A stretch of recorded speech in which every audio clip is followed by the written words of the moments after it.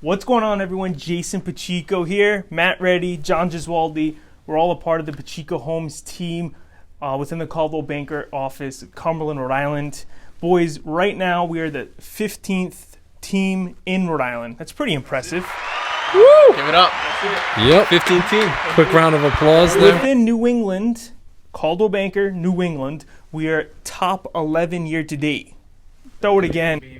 Yeah, that's pretty good. There we go. That's pretty good. Didn't realize. Yes, so how'd we get there? It's quarter one's almost done. What's going on? How was your... Yeah, so recently, I got a couple of transactions coming up, closing in the next few weeks. Condo buyer, he's closing. I have a multifamily client buying a multifamily. He's closing in a few weeks too. So yeah, got that going on. The multifamily market is, it's red hot. There's only 96 multifamily homes for sale out there right now. So, if you're out there and you're shopping, you're without an agent, bad idea. It's really bad. Yeah. It's really bad. It's like inventory is like real bad. Multifamilies are going for, we just bought too. Jay will brag about his deal, but that was a little outdated market now at this time. Yeah, because that was a little while. It was a couple of months ago, but it's even more. Inventory is even lower now. Yeah, and just to add to that, I think multifamilies is the hottest property in Rhode Island. 2 single family, 3rd condo. Yeah, amount of competition and lack of inventory and yeah, I think people are just buying multifamilies too to help offset the payment, because really there's just no other option. I mean, it's like even if you make a decent check, if you're on your own, there's just really, there's no way, a cheap condo or single families are just out of the question unless you want something in a not so great neighborhood or whatever, something like that. But that's I feel like almost every client I have is almost a multifamily shopper right now. I think I've been in a multifamily pretty much every day for the past 2 weeks. And that just goes to show, if you're interested in buying a multifamily, different agents deal with different things. Some people work on just like commercial, some people do just rentals, some people do a little of everything or whatever and specialize in different areas. But Matt's really got the multifamily game locked down. So if anyone's thinking of buying multis, hit up Matt. He knows what's going on. And the multifamily buying kind of rubbed off on John a little. Right. Yeah, John's in the hunt. John's in the hunt. Yep. So I'm one of those people who jumped into the multifamily search.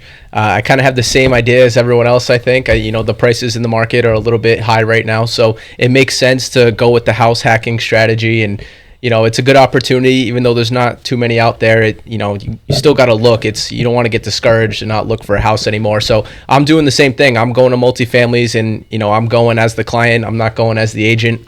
And the goal is to get a nice property, get in the real estate market and take advantage of the opportunity to own a property and have a tenant who pays off, a good portion of that mortgage for you. So even though the market's hot and it might be difficult to get a multifamily right now, when you do get one, it's going to be worth it, because you're going to have, someone who's paying you rent, and it's going to make that house more affordable. And then, of course, my goal is down the line, when I'm ready to get a single family, I can keep that property, not sell it, and, rent out all of the units, and then, have some passive income there and build up a real estate portfolio. Yeah. Sounds like a great plan. Yeah, do you want to share that one in Cranston you saw? Oh yeah. So I went to we look ran at into each other. Yeah, you got it. It was the first multifamily I looked at too, and I had high hopes. Some agents are really good at staging a property and making it look so nice on the MLS. And I had high hopes of this property. I told Matt, and it turns out I ran into Matt there with one of his buyers. Yeah. So I was automatically feeling the heat because I know Matt's a good agent, and I myself was a buyer. I'm my own client. So we went there. It was a pretty busy open house. It looked nothing like it did on the listing. Yeah, it was pretty bad. I even told me, because I think you called me right after. Like, what'd you think? I was like, don't buy that. I told my own client. I was like, dude, that's I headed out of there before Matt even made his way in the basement with his client. You should have seen it was so tiny, and it was a duplex. So, and I prefer a duplex just because I'm going to be living in one side. I do like, not having someone above me. I'd rather have them on the side of me. Yep. And I think I can probably see them less if I do it that way. But it was tiny in there. And even though the kitchen was fairly renovated, the upstairs had a bathroom and the ceiling was kind of tilted in. And how tiny was that shower? I couldn't see it because I couldn't walk through it. I mean, it was pretty bad. The bathroom was so small. It was like a little closet with a shower that was like tucked in there. I'm not a big guy, and it probably would have been too small for me. I definitely not Matt. I was like, Matt, there's no way. Yeah, I didn't even go in the bath. I was like, forget. I know we're on the bathroom talk. It's a random point, but if you're looking at homes, and you should always look at the shower and the ceiling above where the shower is. See if there's mold residue. That's a good spot where there's a lot. If you see a lot of black specks right above where the shower is, that might be mold. But I just want to throw that in there. Sometimes the sellers paint over it too, so you got to kind of like, you see a fresh coat of paint on the ceiling too. Pay attention to that. But how's the new multifamily going? Yeah, it's going good. Yeah, so new multifamily, a lot of projects over there. Yeah, a lot of projects. Some of them were optional, some of them were mandatory. New water heater. I kind of knew going in like some of the stuff, so it was fine. But then some things I didn't expect. So point I wanted to make too, I think we talked about it earlier, but it's just having extra cash is really important because I think and we've talked about this before, but I think it's pretty standard. You're going to spend $5,000, maybe $10,000 after you get into the property, fixing things up, doing some remodeling. If you have just your down payment going into it, I think it's good to have a little extra. I think that's important, but yeah, I mean, overall it's going well. I think we've finally settled into it a little more, things are going pretty good, but yeah, I had a water heater go, had to fix the garage door. There's a couple other things that, ran up a bill. Both my heating systems went. Yeah, both. So I bought mine in January and it's now March and I had to replace 2 heating systems. Oh, how much did that run you? Well, that's a total other story, and I'm going to keep it offline.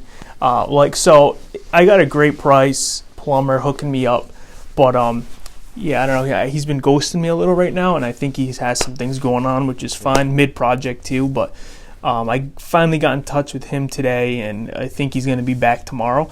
But I got a great price on it. He did a good job, not talking bad about him. But yeah.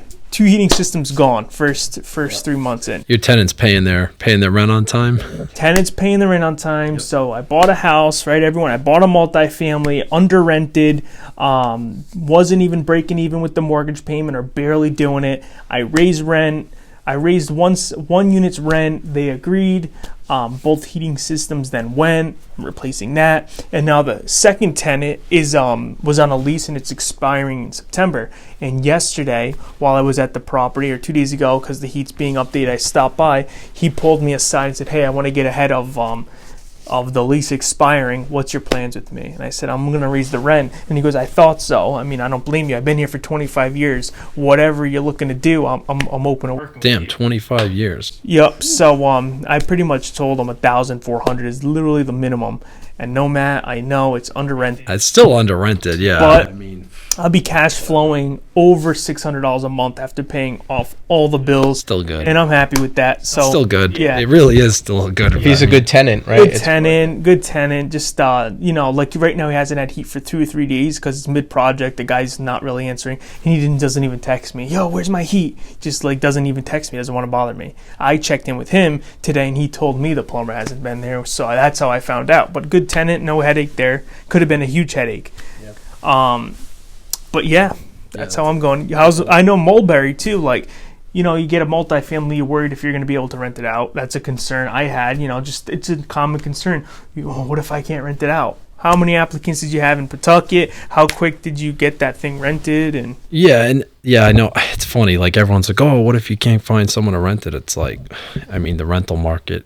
First of all, people always need a place to live. So even in a downturn, I mean, someone's going to need somewhere to live. So I mean, and I'm like, even my the rental in Pawtucket, it's not even in the best area, and dozens of applications. I mean, right off the bat. So, I mean, for people out there that are thinking like, "Oh, won't be able to find a tenant," like, if you can't find a tenant and you're trying to rent a place, it probably means it's either overpriced or you're just either you're really not trying that hard, because you should be able to just fill it. I mean, it's like especially with the housing market, because like people like John's in the market, like, you know, their alternative is to buy, you know, 7% interest. They got to save up, you know, how much, $15,000 closing costs. I mean, that's their alternative. Like, you know what I mean? So it's not an easy solution. You know what I mean? Some people can't even get pre-qualified. So it's like, you know, renting is like,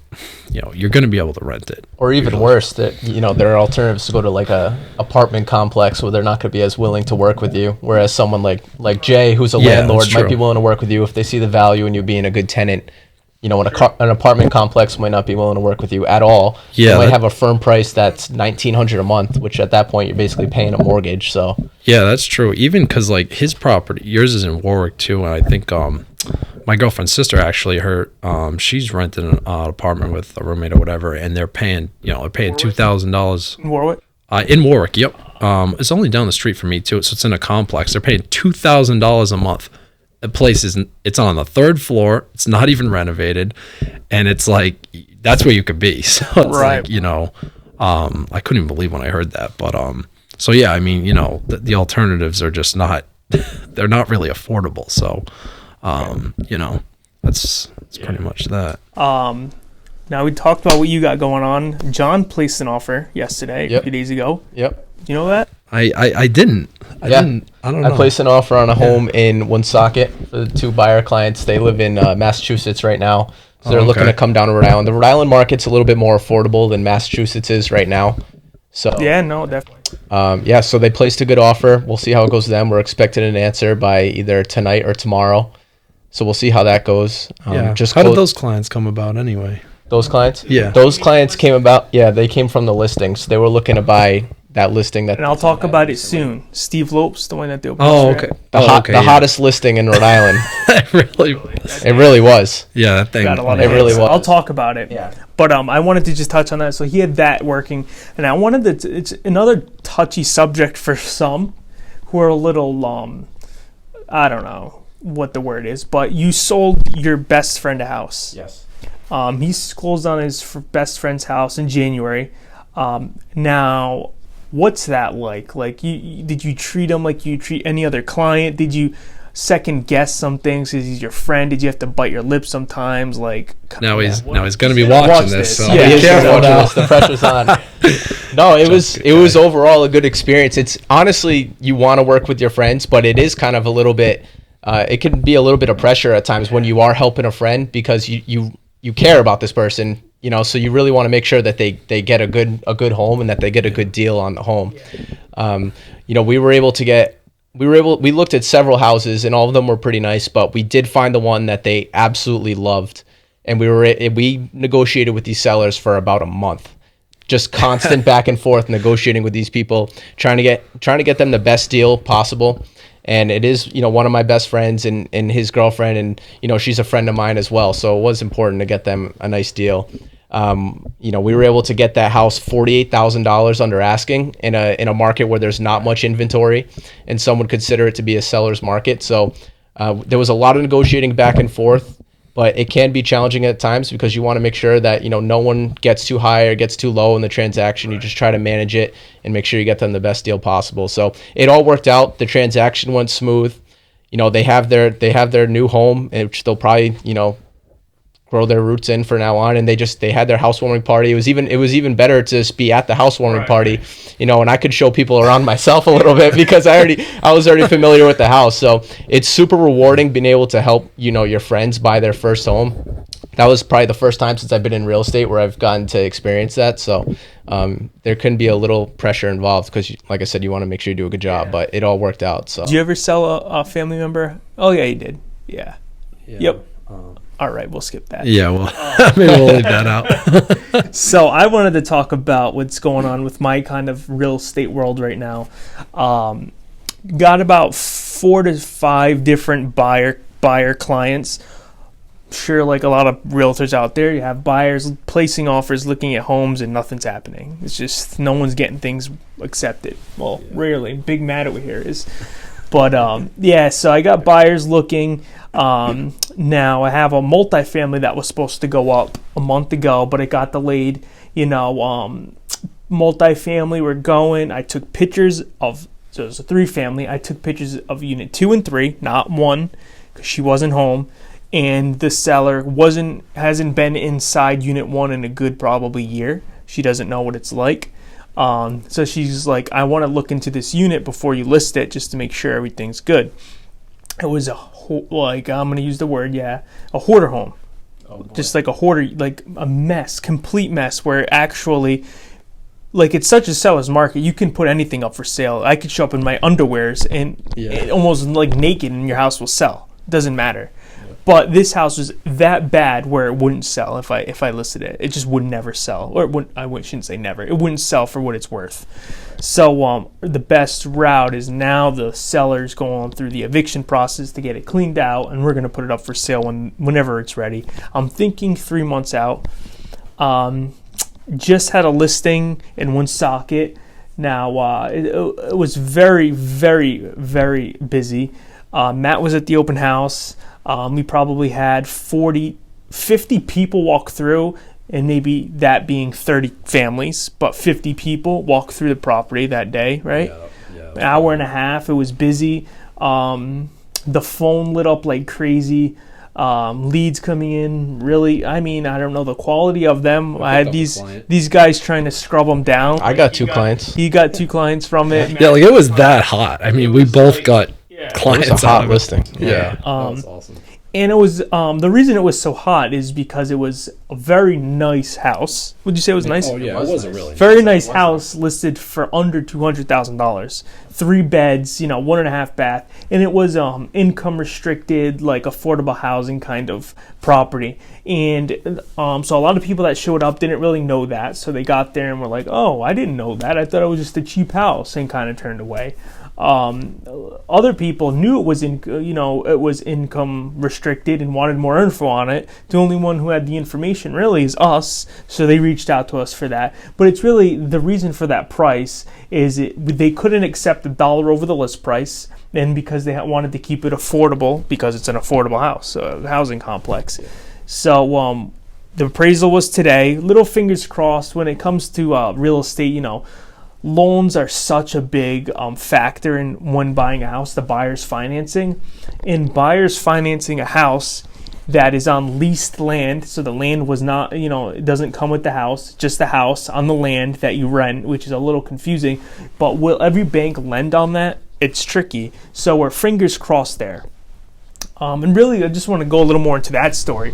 So I have clients that bought a house, are pending on a house, and it was not subject to them selling their condo or their single family home right here I'm talking about. They're like, nope, we'll have the funds.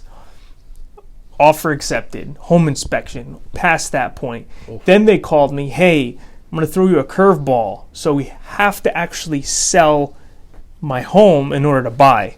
The funds were tied up in another investment, and we have to sell our place to buy. I'm like, ooh, that wasn't really in the offer, right? We didn't place an offer subject to you selling your home. We just said it was not. So we have to do this quick and without that side finding out. And fingers crossed, things are going perfectly the way it should.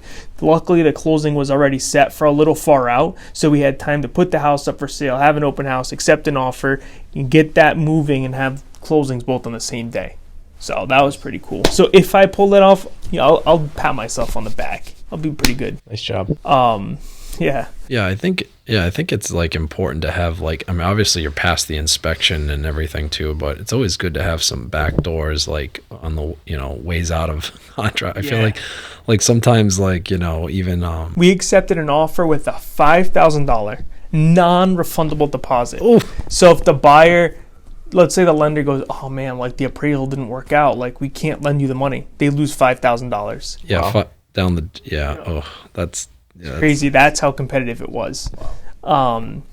But being it was competitive, it's such a competitive market. It's how do you get an offer accepted right now?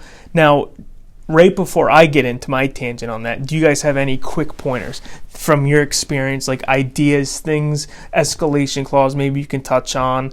I'll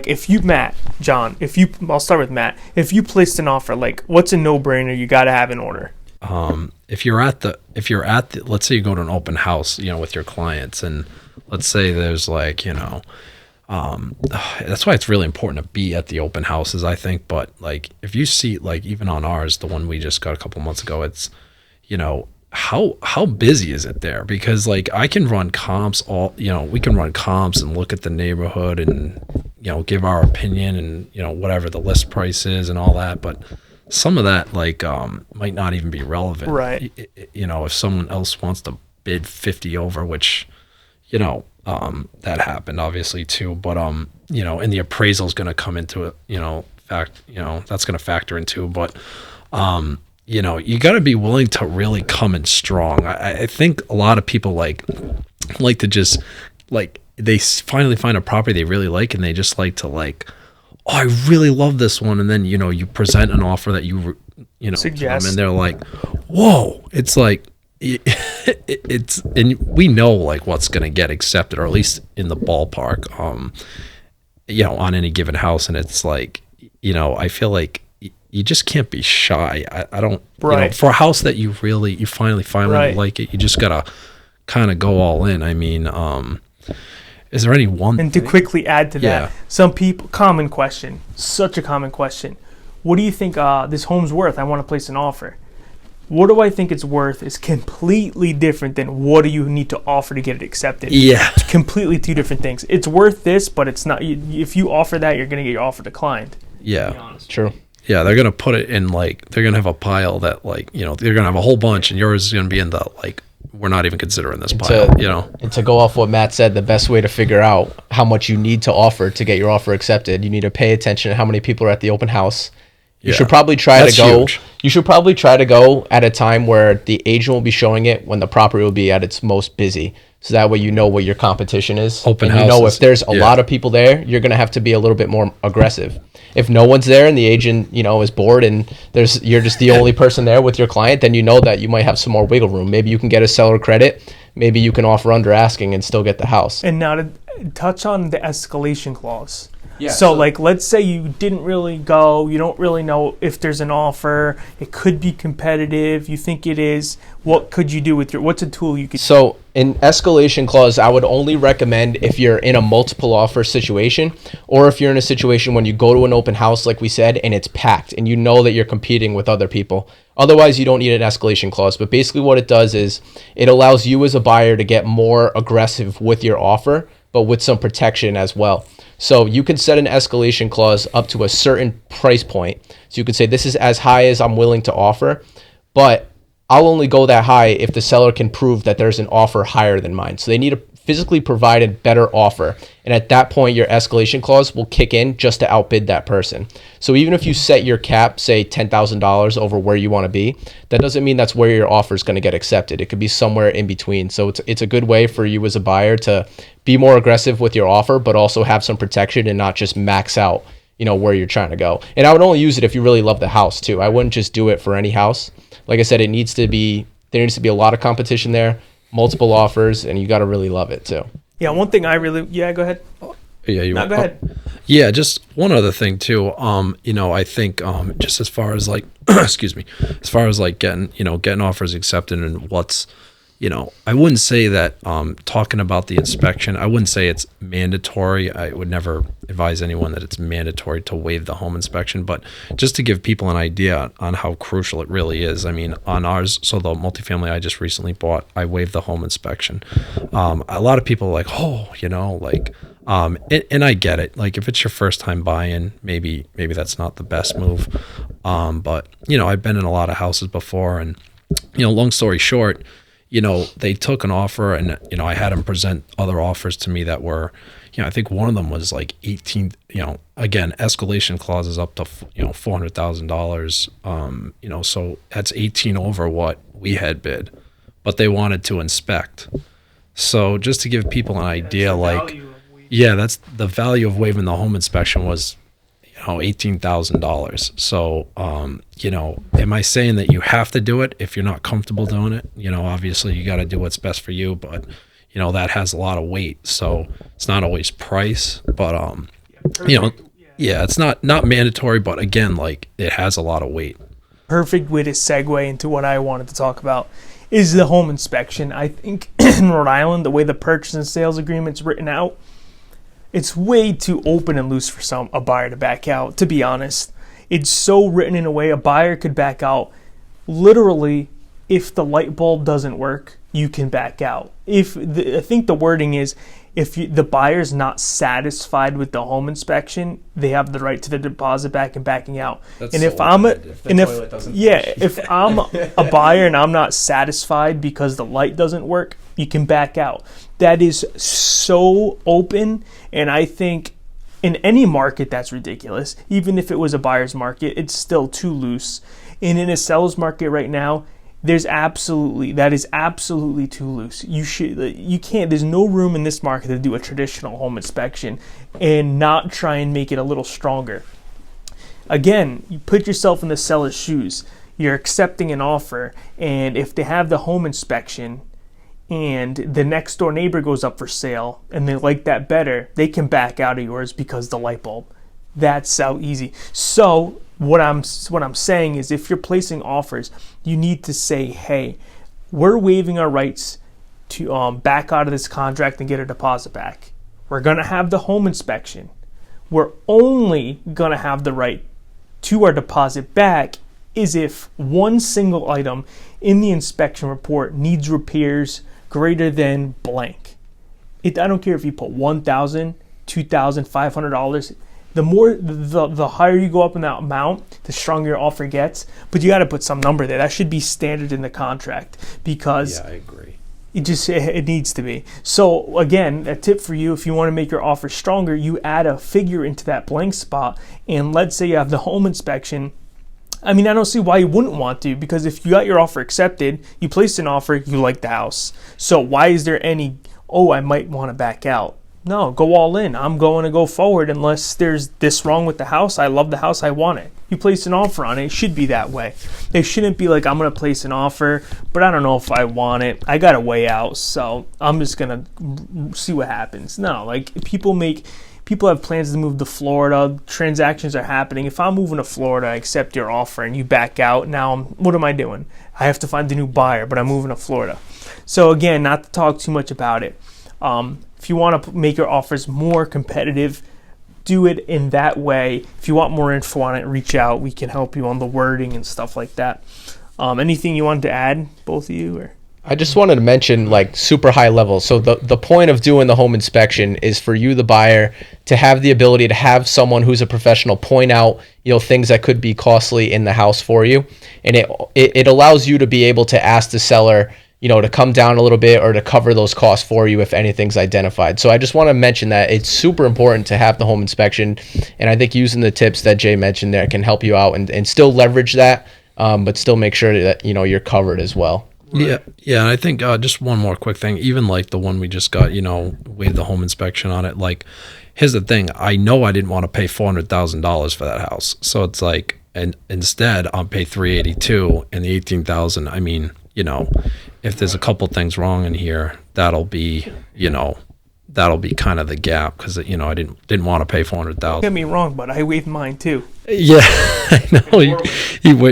I waived my home inspection in Warwick, but I knew the heating systems were gonna go, and I knew they needed to be repaired. Yep. And I already know the hot water tanks need fixing too. So if I had their inspection or not, I know those are issues. So I put my offer according.